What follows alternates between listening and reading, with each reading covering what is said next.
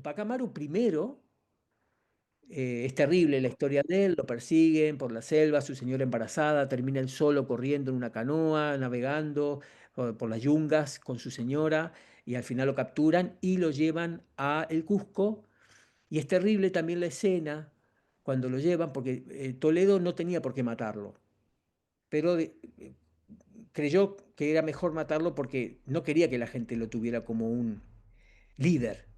Entonces, cuenta alguno de los cronistas que cuando fue el día de la muerte, él estaba muy tranquilo, se juntó una multitud inmensa de gente y era, dice, era pavoroso escuchar el silencio, porque nadie hablaba, nadie cantaba. Durante todo el camino que él hizo, ahí hay una escena, esto está muy bien dibujado, donde él lo llevan para matarlo y, y al final, cuando el rey de España se entera, se enojó mucho y le dijo a Toledo, podéis volver a casa porque yo os envié a servir reyes, no a matarlos.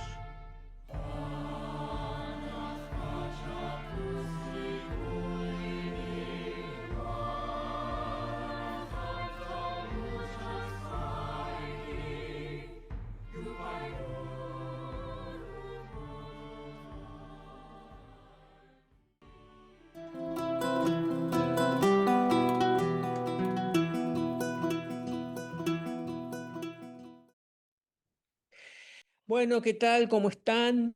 Muy buenas tardes o buenos días, depende de la hora que se estén conectando con nosotros. Aquí estamos otra vez con Sebastián Apesteguía, paleontólogo, y yo, José Luis Pichuelo Valls, antropólogo, que estamos trabajando en este mismo momento en materiales y en contenidos de nuestra colección Córdoba Originaria, que como saben son 5 libros que hemos escrito y que ahora mismo se están presentando en la Feria del Libro. El otro día Sebastián estuvo ahí. ¿Por qué no nos cuentas un poquito, Sebastián, de algunas cositas? Sé que estás haciendo varias presentaciones, no solamente en la Feria del Libro, sino que hoy mismo has hecho otra y que bueno, cuéntanos. Sí, la idea es ir difundiendo un poquito este contenido que sabemos es súper novedoso, que bueno, es el fruto de nuestra investigación científica, de revisión de documentos, de interpretar fuentes del más variado tipo. Entonces, hemos estado presentando este tema en ámbitos diversos, ¿no? Principalmente en ferias del libro, porque justo nos tocó la época de las ferias del libro. Entonces, fue la de Córdoba, esta semana va a ser en Huerta Grande, Vialet Macé y en distintos otros lugares. Eh, Próximamente también en la Feria del Libro Originario en Buenos Aires. En fin, una buena cantidad de sitios. Ayer fue, por ejemplo, en, la- en una escuela, un instituto de formación docente de La Falda, la Capdevila, que bueno, lo que tiene interesante es que ahí, ahí hay mucha gente que está justamente preparándose para la docencia y quiere saber qué historia contar. Pero nosotros la idea que tenemos en todo esto no es ni adoctrinar a nadie, ni contar la historia como fue. Lo que en realidad estamos trabajando es mostrar una versión distinta de la historia, que es la que nosotros interpretamos a partir de lo que investigamos, y en esta versión los pueblos indígenas, los pueblos originarios, no tienen solamente un rol pasivo o un rol que solamente es consecuencia de lo que hacen o dejan de hacer los europeos recién llegados, sino que hay toda una historia y una política, una geopolítica en movimiento desde mucho antes que llegaran los españoles y, y que bueno, que a la cual los europeos se terminan sumando, pero no es lo que los define. Y bueno, toda esta historia está muy poco contada, así que nuestro rol, consideramos, es difundir el resultado de estas investigaciones, que no sabemos si realmente es exactamente lo que pasó, pero al menos es lo que más nos cierra, lo que más nos convence, de acuerdo a lo que estamos leyendo e investigando. Bueno, y precisamente hoy quería, antes de empezar con el tema que nos toca en este encuentro, que es el libro quinto, el último libro que habla de qué ocurrió en un escenario donde se está disgregando ese imperio o ese Tahuantinsuyo y afectando a la política de lo que hoy es Argentina, tanto en el noroeste como en Córdoba, como en San Luis, como en Cuyo, pues de eso vamos a hablar ahora, en breve. Pero antes queríamos responder al menos una pregunta de las muchas que nos hacen, porque ha llegado el momento de empezar también a dialogar con la gente que nos hace preguntas que quedan en el tintero, este tipo de cosas, ¿no? Y mira, mira lo que hay, lo que dice Aldo López, es, quisiera saber más sobre la fundación de Parabachasca por Tupac Yupanqui. Toda una novedad para mí, Mm. gracias. ¿Qué opinión te merece este comentario, Sebastián? Bueno, la avenida de Tupac Yupanqui a la Argentina a través de Santiago del Estero y parte de Córdoba y la llegada al Río de la Plata y vuelta hacia el norte, es un lindo paseo que hizo este Inca, incluso una reentrada luego desde Chile, ¿no? Entonces, eh, estuvo bastante en Argentina y creemos que su intervención en Córdoba es evidente, de acuerdo a todo lo que estuvimos viendo, que especialmente lo resaltamos en los libros 3 y 4, pero no podemos decir con esos términos Tupac Yupanqui fundó Parabachasca. Lo que sí podemos decir es que Parabachasca y gran parte de la zona sur de Córdoba, o sea, la zona serrana sur, ¿no? Lo que podemos llamar el ámbito Camiare, tiene que ver con la intervención de Tupac Yupanqui desde la llegada o la traída de los Cañari. Entonces, en ese contexto, eh, ¿cómo se relaciona Parabachasca con los Cañari ecuatorianos? Bueno, en primer lugar, por justamente lo que significa Paraba Chasca, ¿no? Chasca es la estrella, el lucero, y las parabas son los guacamayos. Entonces, es como el guacamayo estrella, que era justamente el símbolo de los Cañari, ¿no? Entonces, entre eso y determinadas toponimias en la zona, como Doldelgues, por ejemplo, que se puede leer como Zoldeleg, que son términos netamente en el lenguaje cañari. Entonces, la región parece ser afín a lo que conocemos de los cañari y entonces haber sido parte de ese mundo que reconstruye, que rearma Tupac Yupanqui y los incas que deja, ¿no? Porque Tupac se va en 1471, pero bueno, deja gente, deja mucha organización, así que bueno, la zona de Parabachasca seguramente como provincia indígena establecida por los incas estaba. Ahora, el pueblo Parabachasca fundado ya es otro cantar, ¿no? Sí, quiero decir, agregar, eh, uno, tengamos en cuenta de que Tupac Yupanqui estaba viniendo de una campaña de conquista y de alianza, ¿m? Con los Cañari. Es decir, él viene, ahí las fuentes están de acuerdo en que Tupac Yupanqui baja al Collao y luego a Charcas. Y aquí seguimos a Betanzos, que es una autoridad en este tema. Lo hemos explicado mucho por qué es una autoridad Juan de Betanzos y su señora Angelina Cuchirimay. Ellos explican cómo Tupac de esa campaña en Ecuador con los Cañari, luego de tener unas discusiones con ellos y también de aliarse con ellos en ese gran paraguas de la cosmovisión andina, pues viene a lo que es el sur, el Collasuyo. Argentina, la actual Argentina formaba parte del Collasuyo. Y también Juan de Betanzos va delimitando, va describiendo el camino que sigue, que va bajando por Santiago del Estero, bordea Córdoba, pasa por Mar Chiquita, Santa Fe, llega al Río de la Plata, luego vuelve por el Río Salado, cruza por Salta, Chile y baja.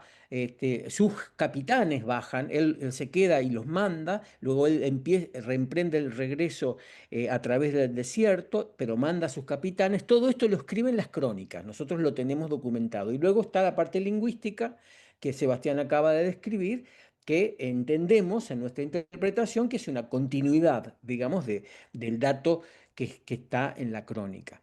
Así que un poco para responder esto, y hay una cosita más, quizá por eso nos preguntan sobre fundación, digamos, lo que aparece luego un documento tardío, esto que acabamos de hablar es en 1470, aparece un documento en 1580, o sea, 100 años después, que es el testamento de un señor llamado Usculiu, que nace en Perú, nace en el Chincha y que muere en Córdoba.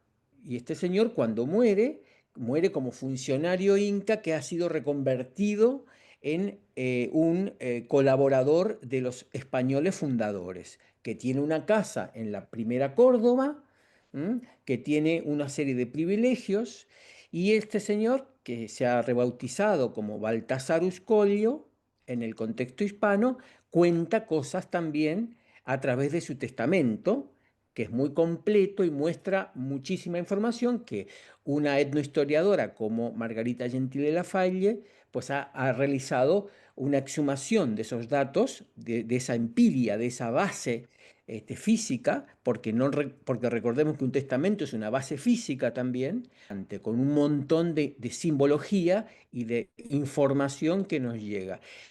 Entonces ahí aparece Parabachasca. Entonces tenemos, digamos, ya dos documentos en juego en dos momentos diferentes y las evidencias lingüísticas como para ir armando, digamos, un escenario creíble que nosotros podamos exponer. De eso se trata. Claramente decir, no fundó Tupac, porque esa es una palabra que estamos hablando ya en un contexto hispano. Lo que ocurría era que había una dinámica expansiva del Tahuantinsuyo y que lo novedoso es que lo tenemos en Cuyo, en las sierras centrales, es decir, en el cinturón de frontera, más allá de lo que sería lo que los arqueólogos tradicionalmente han interpretado como la frontera o la presencia física de arquitectura inca. Ahora, desde un análisis geopolítico, nosotros podemos decir había una interacción y también había evidencias de estos personajes circulando en Córdoba. Lo que tenemos ahora es desarrollar un poco el final de nuestro último libro, donde habíamos visto una parte, digamos, en la cual, en una narración que estábamos haciendo de los últimos momentos de los incas de Vilcabamba, y hasta dónde eso era importante para la política y para los acontecimientos históricos que van a suceder en lo que hoy es Argentina. Lo último que vimos en el podcast anterior fue la ejecución de Tupac Amaru I. Brevemente tengo que decir que Tupac Amaru I, ese nombre no era su nombre. Eso se lo pusieron los historiadores. Los historiadores están hablando en el siglo XX y XXI de algo que ocurrió en el siglo XVI, pero que luego ocurrió la rebelión del Tupac Amaru famoso. Tupac Amaru, el más famoso, digamos, fue muy posterior a este momento. Es un inca colonial muy próximo ya a la independencia de esta parte de las colonias españolas de la metrópoli. Muchos lo ponían en la época clásica como si fuera un antecedente de la independencia. Las rebeliones de Tupac Amaru. No, no, porque Tupac Amaru era un señor que no quería la independencia de España. Él lo que quería era defender la situación en la cual estaban él, su familia, que era un noble hispano, del Perú, y de sus ailius, de sus comunidades. y por lo tanto de los que se llamaban la República de los Indios, le llamaban los españoles, ¿no? Es decir, tenían su propia legislación. Y había una serie de problemas que él reivindicaba. Este es el Tupac Amaru clásico. Pero muchos años antes, en 1572, caen los incas que estaban resistiendo en Vilcabamba y que son herederos del Tahuantinsuyo, digamos, forjadores del Tahuantinsuyo. Los historiadores, para distinguir uno del otro, pues al primero le pusieron Tupac Amaru primero. Hay que decir y hay que saber que los incas repetían los nombres, porque en la cosmovisión incaica la historia sucede en hitos, le llaman también la circularidad del tiempo andino. Son hitos, son grandes acontecimientos que nos conectan con ese momento. Entonces, ha habido muchos Tupac Amarus. ¿Mm? Muchos que bajaban de la sierra a luchar contra los antis, contra la gente de las yungas en la frontera oriental del Tahuantinsuyo, también eran amarus. Tenían ese poder del amaru, de la serpiente, ¿no? Estos dos son los que han pasado a la historia y los historiadores van nombrando estos eventos para poder organizarse un poquito conceptualmente. Lo mismo pasa con el Estado neo-inca de Vilcabamba. Por supuesto que ellos no se llamaban Estado neo-inca de Vilcabamba. Ellos estaban en su mundo con su configuración cósmica y viendo cómo los apus le podían ayudar a recuperar eso que habían tenido. ¿Mm? Entonces, siempre es bueno decir, no, esto lo hizo un historiador, esto es lo que interpretaba la persona que vivía en ese momento. Bueno, nosotros, dicho esto, terminamos en ese momento en el cual Tupac Amaru primero es capturado en la selva y es llevado por el virrey Toledo, que es el gran transformador del Tahuantinsuyo en el virreinato del Perú, el que definitivamente cerró esa etapa conscientemente, asistido por otros incas que eran los incas religiosos, los incas como Paulu o su hijo Carlos Inca, lo que le han llamado también los historiadores incas coloniales. Entonces, asistido por ellos, pues ahí se cierra un momento. Entonces nosotros quisimos en el podcast anterior mostrar ese momento de la ejecución y la extinción de la resistencia, y que es el momento real en el cual podemos hablar de que empieza el virreinato. Antes nominalmente ya había empezado, pero este momento ya no hay una resistencia política armada y su correlato argentino, que era Juan Calchaquí o Calermo Cain, el gran estratega de la defensa de lo que son los valles calchaquíes y que gracias a eso zonas como Córdoba o Cuyo estaban relativamente más tranquilas, es decir, Calermo Cain, que estaba en consonancia con los incas de Vilcabamba, él también se ha vuelto viejito. Ahora es un anciano.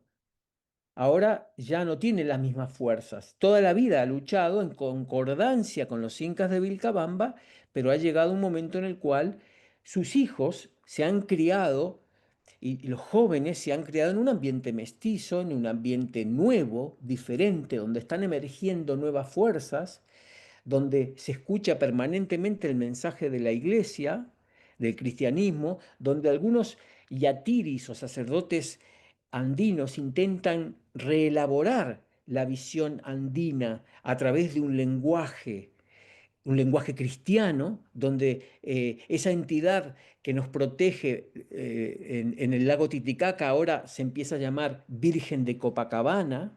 ¿M?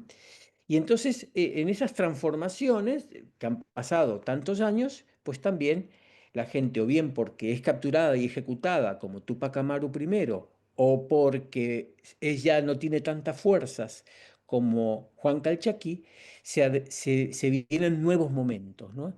Se siente ese cambio que va a haber realmente hacia el año 1570, en vísperas de la fundación de Córdoba. Bueno, no tengo mucho para decir. Estoy como el perrito de los autos, ¿viste? Sintiendo con la cabeza, pero me gusta escucharte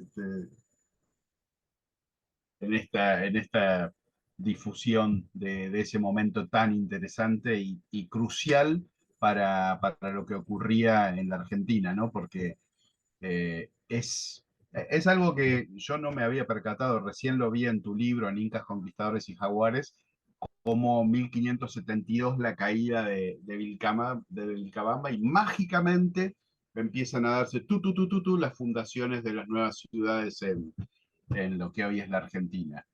Eh, Realmente es cuando uno ve los momentos así de fundacionales ligados a lo que pasaba en Vilcabamba, es wow. Tal cual, porque de repente empiezan todas las fundaciones. ¿Por qué? Bueno, porque había una resistencia armada con una visión muy clara, estratégica, geoestratégica, de unos señores que acabamos de nombrar. Y pues aquí nos falta integrar, por supuesto, la visión hispana y nos falta integrar la visión guaraní, que son las tres grandes fuerzas que están intentando ocupar la centralidad de esta parte de América, ¿no? Da para mucho, pero bueno, hoy como estamos bastante focalizados en nuestro libro, pues vamos a avanzar, si te parece, ya presentando nuestras nuevas pantallas de qué estaba ocurriendo en Argentina, en lo que hoy es Argentina y Chile, cuando finalmente cae la resistencia de los incas de Vilcabamba.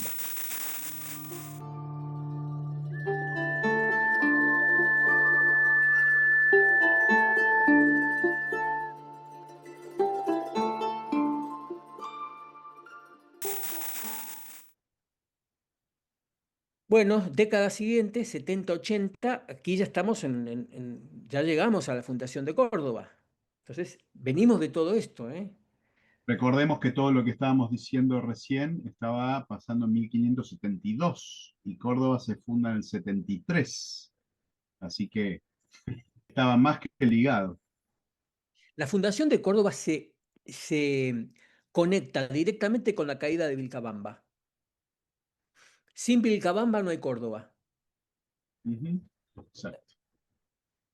Cabrera para esta altura está operando en todo esto. Aquí he puesto Ica porque Cabrera estuvo en Ica trabajando antes. Primero estuvo en Sí, Ica. Luego, bueno, él está muy relacionado con Cusco en esa época, es cuando pide las tierras del papá del Inca Garcilaso, porque su mujer podía heredarlas, y le dicen que no, porque el Capacaillu, digamos, los nobles incas le dicen, no, tú no eres de ninguna panaca. Tu señora tampoco era española, la señora. No es de ninguna panaca, no te corresponden esas tierras. Y como recompensa le dan macha. Entonces va de Ica, o de Cusco en ese momento, donde hace sus peticiones, se va a Macha. Bueno, por supuesto, siempre pasan por La Plata. La Plata es Chuquisaca, Puente de Oro. Y bueno, en esa época La Plata. Y, y él, ahí en Macha es donde conoce a los Malcus de Macha. ¿Mm? Y tiene sus contactos. exactamente. ¿Qué podemos decir de Cabrera, digamos, en este momento, Sebastián? Bueno, él venía, como dijiste, le dan esta posibilidad, pero a la vez había alguien que estaba activando una prefundación de Córdoba, que era Aguirre. Aguirre estaba trabajando con Valdivia en Chile y el proyecto de Aguirre era una fundación de Córdoba o algo por ahí que permitiera conectar los dos mares, salir al Paraná y conectar el Pacífico con el Atlántico. Ese era el proyecto de Aguirre, pero Aguirre también tenía un carácter bastante jodido, bastante bravo, y sobre todo no se aguantaba a los religiosos. Así que tuvo muchos problemas con los curas que llevaba o que le ponían, y a muchos los mandó de vuelta para Bolivia, y se los sacaba encima, así que todos obviamente se quejaban. Al final la Santa Inquisición lo termina encerrando, le hacen un proceso y bueno, lo iban a liberar, pero ahí había alguien poniendo dinero para que le alargaran la estadía en prisión y no se resolvieran las cosas. ¿Quién era? Un señor entonces bien posicionado que es nada menos que Cabrera. Cabrera estaba activando ahí para que Aguirre no lo liberaran. Que después al final lo liberan, pero bueno, ya no puede volver a la zona. Y bueno, entonces es Cabrera quien termina con este proyecto de el virrey, le propone fundar Salta, como para defender la entrada de los calchaquíes hacia el lado de Charcas. No querían que se acercaran a las minas de plata. Entonces le propone fundar Salta, que Salta estaba en una zona, digamos, todo ese valle que hoy día conocemos como Valle del Lerma, era una zona que ya habían tocado y requete tocado los incas, ¿no? De hecho, es posible que los saltas en realidad no se llamaran así, sino que fueran paltas mitimaes enviados desde la guerra de Tupac Yupanqui en el sur de Ecuador, en la zona de Loja. La cuestión es que Cabrera no va a fundar Salta, no tiene el menor interés en hacer eso y lo que hace es pasar por Santiago y mandar a Suárez de Figueroa a explorar la tierra, la provincia de los Comechingones, que por supuesto él ya había escuchado ese nombre, ya lo conocía, porque es un nombre que, como hemos dicho, no es el nombre propio, el nombre eh, dado por esta gente a sí misma, sino que era un exónimo. Exónimos decimos cuando es algo, es el modo en que otros lo llamaban. Y esos otros eran nada menos que los incas. Hemos tocado este tema varias veces, pero se ha dicho muchísimo sobre qué significa este nombre. Eh, y bueno, algunos usan la palabra kami en vez de come, como que significa sierra, y entonces de ahí vendría kamiare, pero nosotros hemos analizado un montón de posibilidades y una de ellas también es kamachicona, kamachicón, se terminaría diciendo, que significa los enviados. ¿Por qué esto? Bueno, porque van a tener que ver los podcasts anteriores correspondientes al libro 3 y 4. Pero la cuestión es que Cabrera termina yendo, después de mandarlo a Suárez de Figueroa a explorar, que es lo que Suárez de Figueroa arma todo un informe, que es lo que se llama la relación anónima, que él manda después a España. Y bueno, finalmente Cabrera hace el viaje hacia la fundación de Córdoba. Ese viaje que parece caprichoso, que él estuvo muy poco en Santiago del Estero y sale volando a fundar Córdoba, pero curiosamente, una vez que la funda, no se queda tampoco en Córdoba. A los poquitos meses sale de vuelta, porque su objetivo tampoco era fundar Córdoba. Su objetivo tenía que ver con la salida al Atlántico. Así que lo que termina haciendo es yendo para el lado de Collastay, la vieja Collastay que de vuelta está atrayendo tanto como una verdadera ciudad de los Césares. Antes de continuar con el relato, ya que lo has citado, voy a decir algo sobre los comechingones. Esto es para los hermanos comechingones actuales. ¿M? Cuando nosotros hablamos de los comechingones que aparecen en documentos de la época en Perú y cuando trazamos una hipótesis sobre su nombre, diferenciando el etnónimo propio Gen, digamos, Enya, y el nombre dado exónimo dado de fuera como comechingón, estamos hablando de una situación en una época, de unos posibles orígenes de ese término que nada tienen que ver con la historia posterior y con lo que hoy es el término come chingón, porque nosotros las personas nos apropiamos de las palabras. Mi parte materna, que vienen de charrúas, ellos decían, mi tío que era muy consciente, decía, nosotros somos Pampa, y aunque los Pampa, ese nombre nos lo dieron los incas, y si uno va a buscar, digamos, en la historia antigua, el hecho de que lo haya dado alguien de fuera no significa que hoy no seas Pampa, porque tienes tus costumbres y tu historia y te has apropiado de ese nombre. Los españoles vienen de spa, que era un nombre que le daban los fenicios, que quiere decir los conejos. ¿Eh? Pero vaya tú a decirle a alguien en español que no, que no es español, digamos, que es fenicio, porque el origen lo dijo un historiador que encontró un documento que los fenicios llamaban Spa o tierra de conejos a España. Entonces, hay historia después. Esto lo digo porque es importante poner cada cosa en su lugar. Es decir, vamos descubriendo nuestro pasado, lo vamos hilando, pero eso no niega lo que luego ocurrió, porque estos comechingones que vinieron junto con tantos anavirones, chicoanas y cuyos y huarpes, pues venían aquí y tuvieron su historia y se casaron con los nativos de aquí y tuvieron una nueva forma de vivir. Digo porque a veces tendemos a confundir cosas que han pasado hace 600 años con cosas que están pasando hoy, ¿no?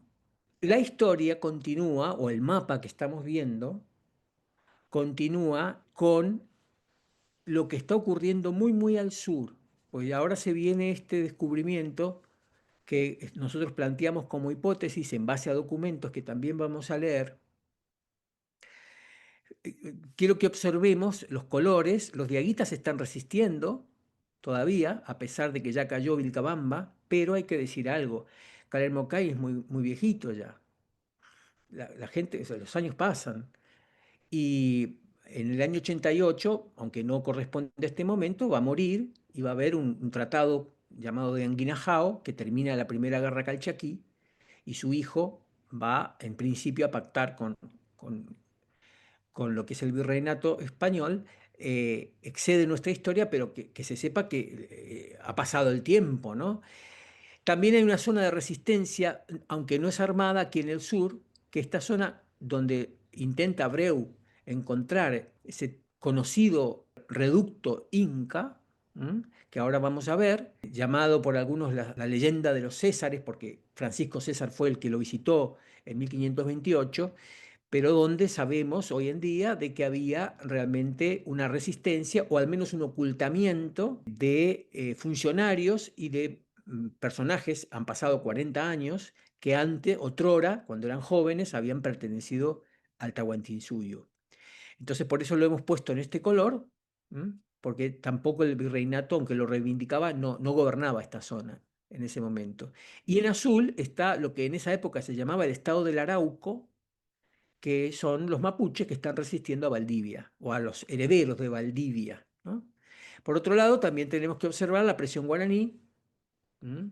Para la cual hay que decir mínimamente que habían estado compitiendo con los españoles por hacerse con las riquezas del Tahuantinsuyo, ya lo venían haciendo antes de la llegada de Colón, las incursiones guaraníes a los almacenes de las yungas, de las avanzadas incas, datan del 1400, pero en este momento han resuelto, precisamente aquí, como hablamos antes, tanto los españoles como los malcus y los incas remanentes, darle un golpe de gracia en estos distintos lugares que estamos viendo.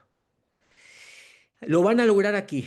En Grigotá, esta zona de aquí no lo van a lograr porque hasta la guerra entre Bolivia y Paraguay todavía estaban ahí independientes, ¿eh? O sea que siglo XIX y XX, independientes. En cambio Y ahí aquí, cerquita de Asunción pusiste Itatí con los Itatinguás. no, Los, claro, yo puse Itatí, son los itatinguas, son los de Itatí, digamos. Yo puse Itatí por la zona sagrada, los itatinguas. La traducción literal es los argentinos. Itatingua significa argentinos o, digamos, plateados, si no quieres llamarle así. Itatí, claro, plata. Itaú es oro, Itatí es plata, y Itatingua es la gente de la plata. Estos Itatinguas se conocen así porque atacaban la plata de los incas aquí en Bolivia. Y su centro sagrado era en lo que hoy es la Virgencita de Itatí, ñan de tierra, ¿no? Entonces, digo que la zona de Igapopé es la que va a ser el objetivo que van a tener Leonor Yupanqui y Juan Ortiz de Zárate, y por supuesto su protector Matienzo, un juez muy poderoso, casi tanto como el virrey. Ellos son los que proyectan abrir las las puertas, como se decía, abrir las puertas de la tierra, es decir, lo que antes comentabas, Sebastián. En este momento del mapa no había ocurrido, porque Buenos Aires se funda en 1580, ¿eh?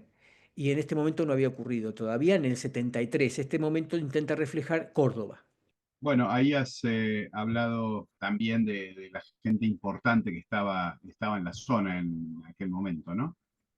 Eh, Inés Comane, que era una abadesa, una mamacuna, justamente del Aquiahuasi, ¿no? Lo que los españoles han llamado el Templo de las Vírgenes del Sol, en Maquijata, en una zona casi podríamos decir limítrofe entre Catamarca y Santiago del Estero, donde, bueno, justamente ahí es donde se acerca después Diego de Rojas y lo matan de un flechazo.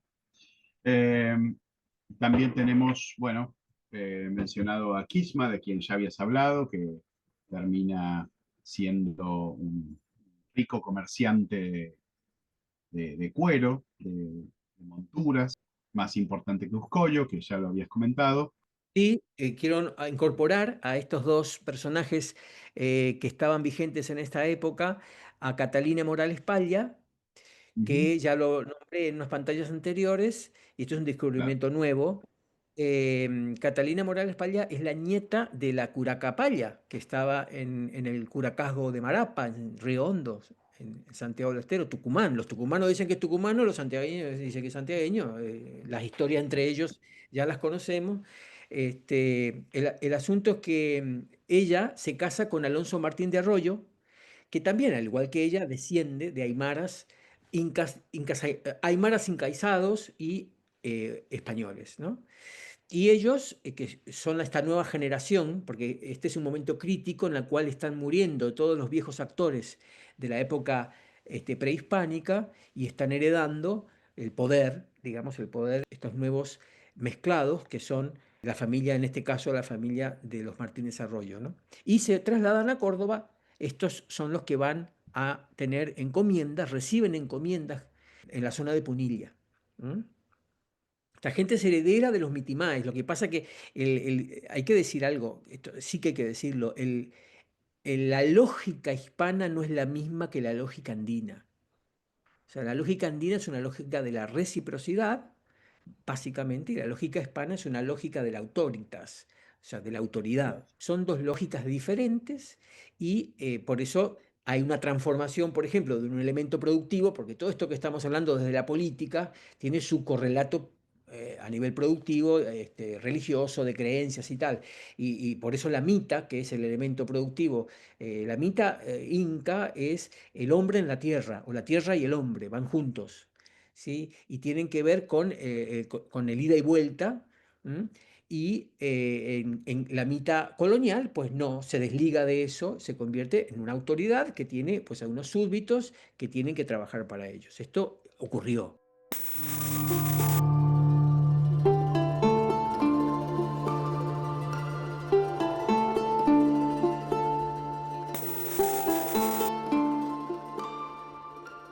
Entonces entramos en Córdoba.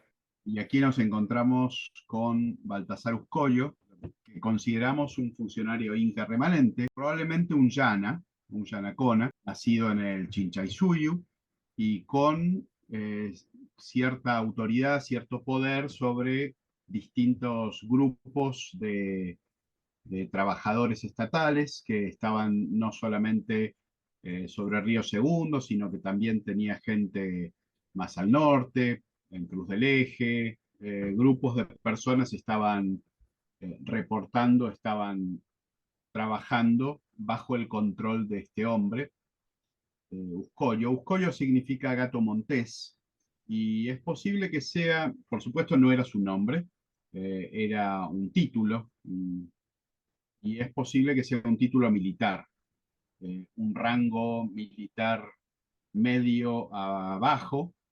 Pensemos que los rangos militares siempre están relacionados a los animales, ¿no? Entonces tenemos los grandes generales, en general son los uturuncus, son los jaguares. También tenemos, bueno, el título nobiliario que le puso Huayna Cápac a a los charcas, que es Caracara. Caracara es el carancho, ¿no? Es un halcón.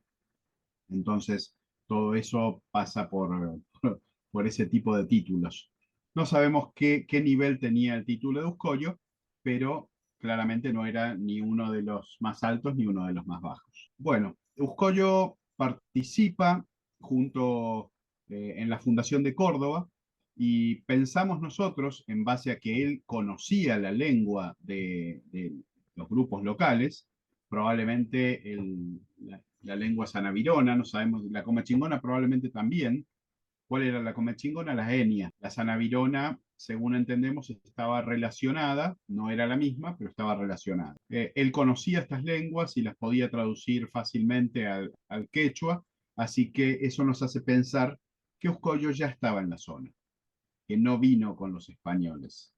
Entonces, se convirtió en alguien realmente fundamental para los momentos de la fundación de Córdoba y así se lo hicieron saber o se lo reconocieron al darle una parcela, un solar en la primera fundación. Y vemos su nombre estampado en la primera repartición de terreno en la ciudad de Córdoba, ¿no? Y aquí lo hemos representado en base a los documentos que nos pintan cómo era. Él vive 6 años en la primera Córdoba y muere, y cuando muere hace su testamento. Es muy rico el testamento, hay que leerlo, hay que leerlo. Lo vamos a publicar en la página web. Tenemos una página, Excelente. por cierto, donde está toda la bibliografía. No podemos hablar de todo esto. Nosotros nos basamos en documentos para estas interpretaciones. Cada cosa que decimos hay un documento atrás. También esto que estamos diciendo, en algunos de los podcasts, por ahí hay algún comentario que dice, ¿y dónde están las fuentes? Bueno, las fuentes, los podcasts primero están reflejando los libros, ¿no? Estamos contándoles los libros. Entonces, no estamos interrumpiendo todo lo que decimos acá permanentemente con la fuente de donde lo sacamos. Eso está en los libros. Esto es un resumen, una especie de hacer más fácil la temática para leer los libros.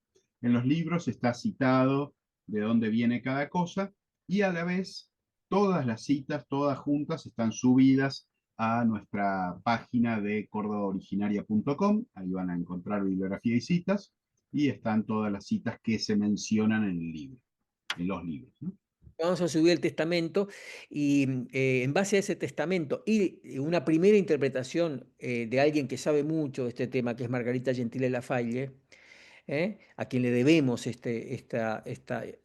primer contexto. En base a eso, nosotros hemos creado esta imagen donde está el caballo. Tenía varios caballos. Recordemos que nadie podía tener caballos si eras nativo, solamente aquellos que estaban colaborando con el poder colonial.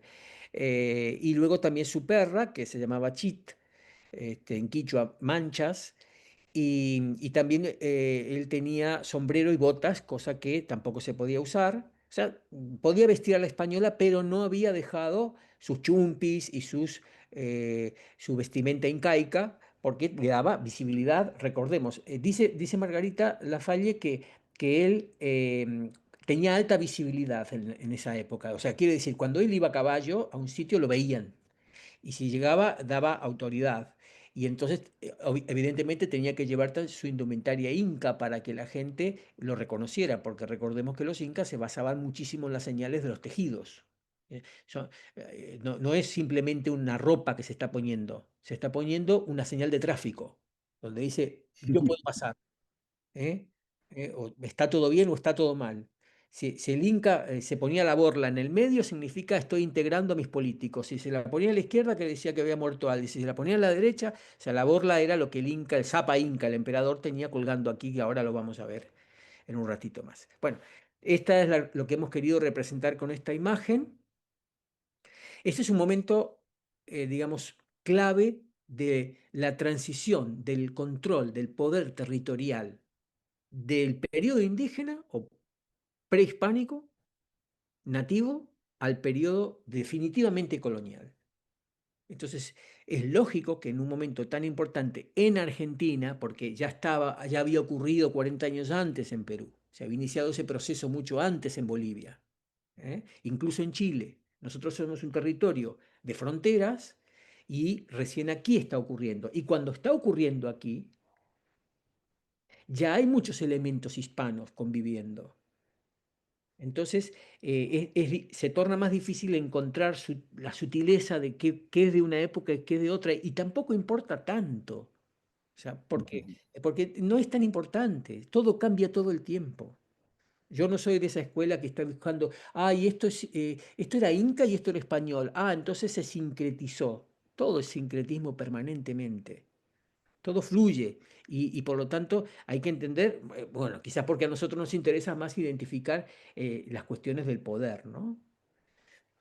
Y una cosa interesante también para decir de Uscoyo es que, lo había mencionado brevemente antes, él tenía gente que le respondía, dijimos, en Río Segundo, también la tenía en Localino, Localino quedaba cerca de la laguna de Mar Chiquita, y ahí estamos hablando probablemente de gente sanavirona o zacate, como nosotros les decimos, ¿no? Y como pensamos que era su nombre original, Zacates. Y, pero curiosamente también tiene gente en Cruz del Eje, que muy probablemente sean Genen o Comechingones, como le pusieron los incas. Así que eh, eso habla también de una fluidez de la distinta gente que estaba respondiendo a Baltasar Uzcoyo. Eh, no solamente un grupo, digamos, local, sino una cierta cantidad de gente de distintas etnias probablemente. Así que bueno, eso habla también de la importancia de Uscoño. Y también que la gente local, ya es cordobesa, ya es sanluiseña, ya es santafesina, llámale como quieras, esto no importa, tenía o había ya asumido su parte inca. ¿Eh? Podemos hablar, yo me acuerdo de don Sisto Palavecino, al cual tuve la inmensa suerte de conocer personalmente y estar charlando con él en la cocina. Él hablaba solo quichua, aunque hablaba castellano, por supuesto, pero él se había enrocado y quería hablar quichua. Y aún te hablaba en quichua, salvo que te dijera algo muy especial y muy personal que te tiraba una frasecita en castellano. Pero ellos, la familia, sabe que ellos se decían, somos incas, o sea, venimos de ahí, éramos una colonia inca. Y están también los anavirones Canchari, que estamos ahora conociendo, ¿no es cierto? Que siguen actualmente hablando un quichua diferente, es decir, que son herederos o han asumido o se han empoderado, digamos, de la cultura incaica. No es algo peruano. Esto es difícil de entender cuando lo traemos de fuera, que tendemos a pensar, sí, los incas y los queremos representar en las andarillas con el oro, allá en Cusco, siempre peruanos y tal. No, estaban aquí también, ¿eh? Como nosotros hablamos español y estamos tan lejos de España, ¿no? De hecho, como vos lo dijiste en alguna oportunidad, los incas en sí, los cusqueños, no eran tantos. La mayor parte de ellos, incluso en una conquista, incluso en muchos lugares, eran de otras regiones. Bueno, como pasaba con los romanos también. ¿Cuántos habían nacido en Roma en la conquista de, no sé, de Hungría? Tú no puedes pensar que porque haces rock eres norteamericano. O sea, ¿de qué estamos hablando? ¿No? Entonces, así es como las cosas fluyen. Esto es lo que yo quería decir con que la cultura va y viene y evoluciona todo el tiempo, ¿no? Bueno, creo que nos acercamos a un momento muy particular, que es un descubrimiento que hemos hecho. Esto es simplemente una propuesta, pero creemos que está fundada, sobre todo si nosotros venimos de toda la explicación que hemos visto antes. Este es el mapa que nos mostraría un poco lo que nosotros llamamos estado neoinca del Lindín Curaca. Vamos a explicarlo. O sea, el concepto de estado neoinca fue introducido por la antropología y por los etnohistoriadores en los años 80 para explicar cómo, y para diferenciar el estado neoinca de Vilcabamba del estado inca tradicional que había evolucionado desde el Titicaca hasta el Cusco. Entonces, es un concepto puesto por historiadores, no es un concepto que se usara en esa época, por supuesto. Ese remanente del estado del antiguo Tahuantinsuyo que convive y se enfrenta al virreinato fue denominado estado neoinca. Resulta que no solo ocurrió allí, están apareciendo en dos lugares, al menos yo conozco solo dos lugares, en Chile, que Stenberg, que es un arqueólogo que ha trabajado sobre este tema, encontró que los incas de Mapocho, ¿se acuerdan de Quilicanta, el inca de Mapocho? Huye, y luego cuando son derrotados, muchos más huyen a las cercanías y fundan un estado neoinca. Fundan un refugio, vamos a llamarlo así, donde están vigentes las instituciones del estado inca, a pesar de que tienen al lado Valdivia, en una zona muy cercana a lo que es hoy Santiago de Chile, pero completamente oculta y en guerra. Nosotros hemos encontrado este documento, que lo publicó Le Villiers hace muchos años, en un conjunto de papeles de los conquistadores, se llama Papeles de los Gobernadores del Tucumán.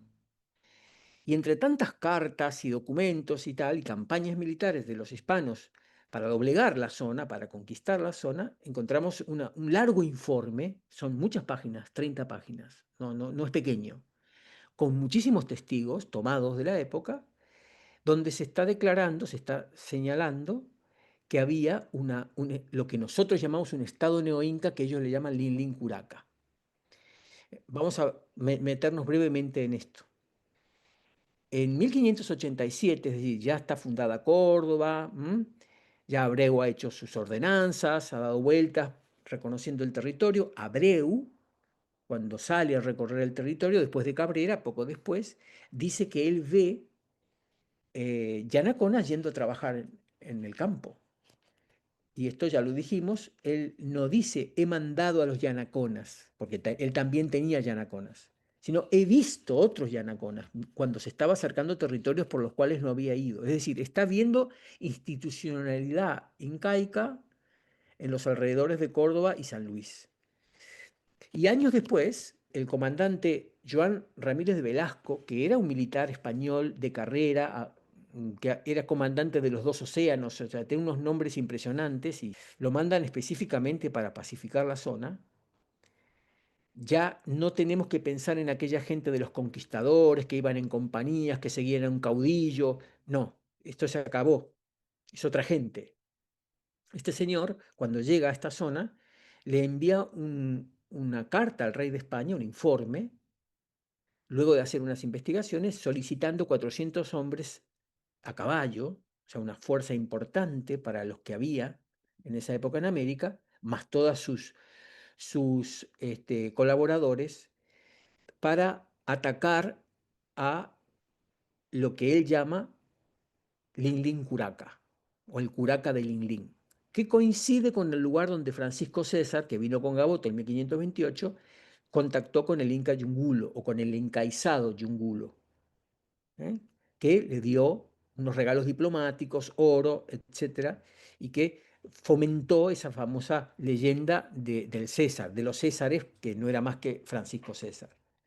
En ese mismo territorio, este señor, el militar español, quiere una fuerza militar para atacarlo. Y para justificar esa petición, hace este informe. Vamos a leer un pequeño extracto muy chiquito, pero que es significativo, y es el siguiente. Dice, los indios de esta tierra, llamada Linlin o del César, son los que proveen de armas, bastimentos y gente a los indios del estado del Arauco. Son indios de los incas del Perú que se huyeron allí. O sea que Ramírez de Velasco lo está diciendo claramente y coincide con lo que Stenberg ha encontrado que ocurrió en Chile y en la misma zona, por supuesto, donde están resistiendo los mapuches, que en esa época llamaban Estado del Arauco. Le está diciendo que este señor le envía armas, bastimentos al Estado del Arauco. Y luego en otra parte dice que este es Inca, se llama Quilquinta, que cuando sale de su casa sale con mucha gente y trae una corona de oro en la cabeza, en la cabeza dice, con una borla delante de ella. Entonces, esto es otro detalle importante porque nos está diciendo que es un inca de linaje. Solamente podían usar borla los grandes capitostes del imperio. ¿Mm? Eh, Salvo que fuera un usurpador, que ya estamos empezando, eso sería una teoría ya fuera medio conspirativa, digamos. Si entendemos la secuencia que venimos trayendo desde 1536 hasta hoy, y el mapa, los mapas que hemos visto y la evolución, tenemos que terminar diciendo que este sería un inca de linaje, tal vez mayor, no lo sabemos, que ha quedado allí refugiando, esto también lo dice Ramírez de Velasco, a todos aquellos que no estaban conformes con el nuevo orden hispano, que no eran pocos. Entonces proponemos que habría habido un estado neoinca en correlato con el chileno, también en el sur de Córdoba. En este mapa podemos ver las distintas excursiones que lo buscaron todo el tiempo, por supuesto que ellos lo ocultaban. Ramírez de Velasco hace una serie de interrogatorios de gente que capturan. Hay un señor chileno, bueno, un hispano chileno, que viene de Santiago a buscar tropas en Buenos Aires, en el puerto de Buenos Aires. Todavía no estaba fundada Buenos Aires, pero ya se empezaba, podían bajar los barcos ahí. Y no bien se funda Buenos Aires, empieza a haber un flujo de gente que viene de España para Chile también y pasa por aquí. Y en una de estas expediciones, uno de los informantes hispanos del informe, el informe está compuesto por informantes españoles, de indígenas cristianizados, nacidos en la zona, o escapados o capturados de la zona del estado de Lilincuraca, y también de gente no cristiana, directamente que había sido capturada por esta gente. Este señor chileno, cuando va a buscar, como guía, es un guía, va a buscar estas tropas que vienen a Chile, a Santiago, se encuentran con una caravana que había salido de uno de los pueblos de aquí, de Malanchai, de esta zona. Captura a la gente y sabiendo que venían de ahí, se los lleva al comandante Johan Ramírez de Velasco, que es el que hace un interrogatorio en Santiago del Estero. Los interrogatorios españoles son muy particulares porque muestran, esperan y interrogan a los testigos de una forma muy específica, ¿no? Los separan y les van pidiendo información a unos y a otros para cotejar si dicen la verdad o mienten. Entonces, lo que nosotros queremos plantear básicamente es que esta situación todavía en aquella época estaba vigente, en la cual no había un control territorial total.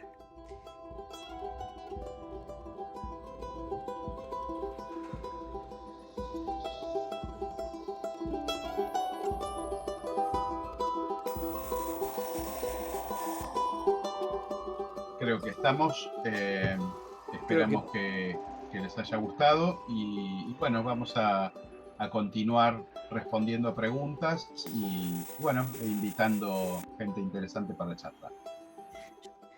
bueno, un abrazo y seguimos en contacto. Luego. Chao.